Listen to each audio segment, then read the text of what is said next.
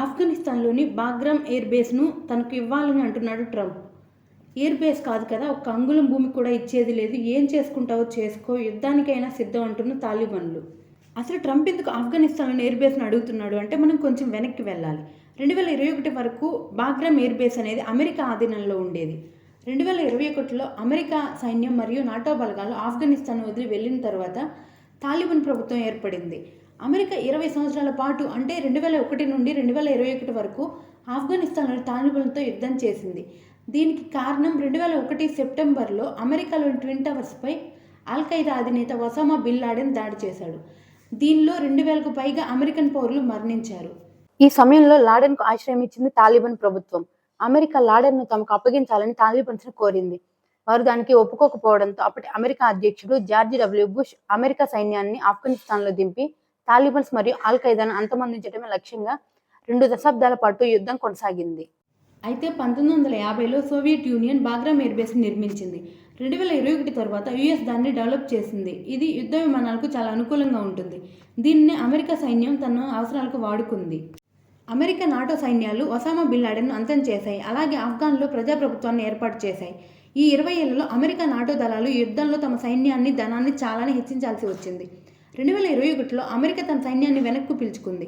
ఇక మరలా ఆఫ్ఘనిస్తాన్లోని ఏ ప్రాంతంలో తాము అడుగు పెట్టమని అమెరికా తాలిబాన్స్తో అగ్రిమెంట్ చేసుకుంది. ప్రస్తుత అమెరికా అధ్యక్షుడు ట్రంప్ ఈ బాగ్రామ్ ఎయిర్ బేస్ తమకు కావాలని, లేదంటే తీవ్ర పరిణామాలు ఎదుర్కోవాల్సి వస్తుందని తాలిబాన్స్కు వార్నింగ్ ఇచ్చాడు. తాలిబాన్స్ కూడా అదే సౌండ్లో సమాధానం ఇచ్చారు. ఎయిర్ బేస్ కాదు కదా, మా భూభాగాల్లో అంగుళం కూడా ఇవ్వం, కాదని ఆక్రమించాలని చూస్తే సూసైడ్ బాంబర్స్ని యాక్టివేట్ చేస్తామని ఘాటుగానే స్పందించారు.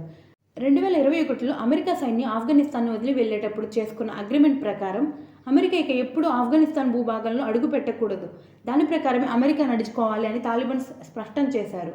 అయితే ఇంత హడావిడిగా ట్రంప్ ఈ ఎయిర్ బేస్ నాకు కావాలి అనడంలో ఒక విషయం ఉంది. సెప్టెంబర్ 9న ఇజ్రాయెల్ దేశం దోహాపై దాడి చేసిందని ఇస్లామిక్ దేశాలన్నీ కలిసి అరబ్ నాటోను స్థాపించాయి. అయితే దీనిలో ఇంకా ఆఫ్ఘనిస్తాన్ తాలిబాన్స్ చేరలేదు. వీరు కనుక చేరినట్లయితే ఆ దేశాలన్నీ కలిసి ఇజ్రాయెల్కు, మిడిల్ ఈస్ట్లో ఉన్న అమెరికా సైన్యంకు వ్యతిరేకంగా దాడులు చేసే అవకాశం ఉంది. ఆఫ్ఘనిస్తాన్లోని Bagram air base strategic location అనేది అరబ్ నాటో కంట్రీస్కు యుద్ధం చేయాలనుకుంటే చాలా అనుకూలంగా ఉంటుంది. అలాగే చైనా న్యూక్లియర్ టెస్టులు చేసే జిన్జియాంగ్కు దగ్గరలో ఉంటుంది అండ్ సెంట్రల్ ఏషియాకు దగ్గరగా ఉంటుంది. ఇలా ఆఫ్ఘనిస్తాన్ లొకేషన్ అనేది చాలా ముఖ్యమైనది. అందుకే భవిష్యత్తులో ఏమైనా అరబ్ కంట్రీస్తో యుద్ధాలు చేయాల్సి వచ్చినా చైనా న్యూక్లియర్ టెస్టుల మీద నిఘా పెట్టడానికి బాగ్రామ్ ఎయిర్ బేస్ అనేది చాలా అనుకూలమైనది. అందుకే అది తనకు కావాలని చెప్తున్నాడు ట్రంప్.